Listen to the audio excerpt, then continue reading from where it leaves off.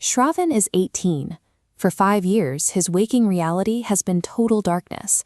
Every morning, he opens his eyes into an empty, pitch-black space. But the moment he falls asleep, that darkness is replaced by a sudden explosion of color and shape. He sees the faces of friends. He sees the shifting firelight, even a vivid, saturated red rose. For Shravan, blindness is a condition he only realizes he has during the first few seconds after he wakes up. It's in that transition from sleep to consciousness that his world goes from hypervisual to blank. Since his eyes no longer function, they aren't sending any signals to his brain. This means his mind must be projecting this entire visual movie internally.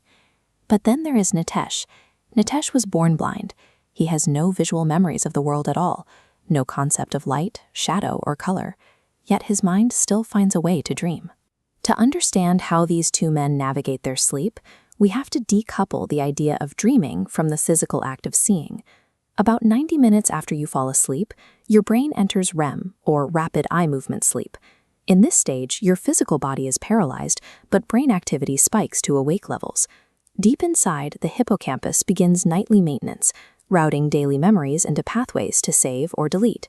Simultaneously, the amygdala layers emotions like stress over this data. From a biological perspective, a dream isn't a vision from the soul. It's the sensory byproduct of your brain organizing and filing your waking data. Shravan has a unique advantage in this process. His brain collected 13 years of visual data before he lost his sight. Those 13 years created a permanent visual archive. In REM sleep, his brain reaches into that library to build the environment of his dreams. Because he saw actual fire as a child, his sleeping brain can still render a visually accurate flame, even though his eyes haven't seen one in years. His brain even uses this archive to improvise. When he meets a new person, his mind will cast a face from his old memories to match the new voice he's heard. For Shravan, sleep functions as a visual time machine, returning him to a world of sight that his waking body can no longer access. But Natasha's archive is completely empty. Having been born blind, there are no images for his brain to pull from during REM sleep. This forces his brain to build dreams using the only data it has.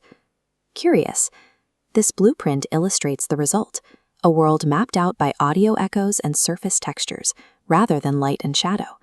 If Nitesh dreams of a triangle, his brain doesn't conjure a visual shape.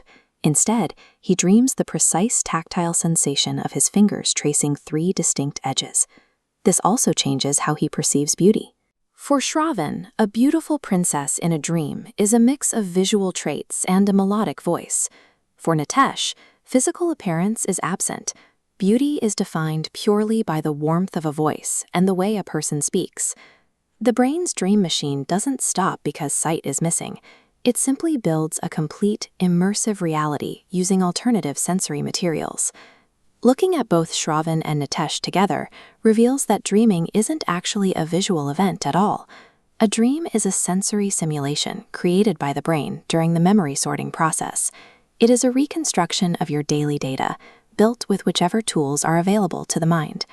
Whether it's the visual of a red rose for Shravan or the sound and heat of a bike ride for Nitesh, these simulations feel equally vivid and real to the dreamer. Sight is just one data stream.